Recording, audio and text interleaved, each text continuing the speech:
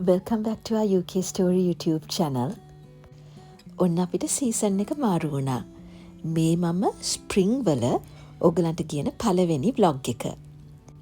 මේ අවුරුද්දේ spring season එක මාර්තු 20 ඉඳලා ජූනි 21 වෙනිදා වෙනකන්. ඔයගලන්ට මතකද මගේ winter plans vlog එක? අදත් මම ගියා ඒ තැනටම මොනවාද ස්ප්‍රිං සීසන් එකට ඇවිල්ලා තියෙන අලුත් පැල කියලා බලන්න. මේ පැලවල නම් ලංකාවේ අපිට එච්චර ෆැමිලියර් නැහැ. හැබැයි දැන් දකින පැලේ නම් අපි දන්නවා. කානේෂන්. මෙතන කානේෂන් පාට කීපයකින්ම තිබුණා. අද ගොඩක් තිබුණේ bedding plants. bedding plants කියලා කියන්නේ flower beds වල එහෙම නැතිනම් ගෙදර borders වල වගේ හිටවන මල් පැල වලට. මේ සමහරක් පැලවල seeds තියෙනවා. සීඩ්ස් පැල කරලත් මල් පැලේ ලබා ගන්න පුළුවන්. එහෙම නැතිනම් මේ වගේ පොට්ස් වල දාපු පැල විකුණන්න තියෙනවා. මේ bedding plants හරි ඉක්මනට වැවෙනවා.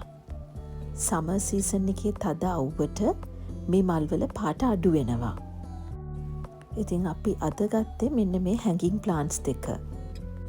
ඊට පස්සේ අපි ගෙදර ගිහිල්ලා ඇඳුම් මාරු කරගෙන ආයෙත් ඉක්මනට එළියට ආවා කාර් එක හොදගන්න.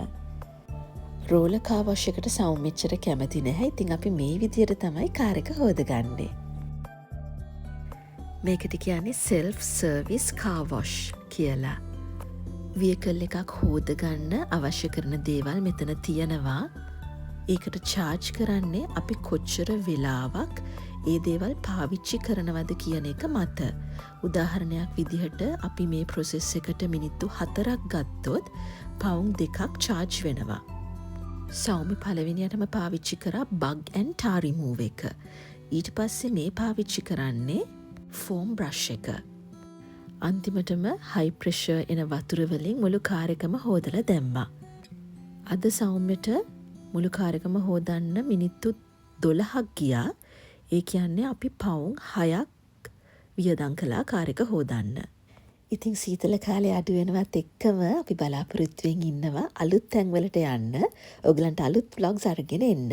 අපේ channel එක subscribe කරලා දිගටම අපිත් එක්ක රැඳී ඉන්න. ඊළඟ සුමානේ හම්බ වෙනකන් පරිස්සමෙන් ඉන්න. ගිහින් එන්නම්.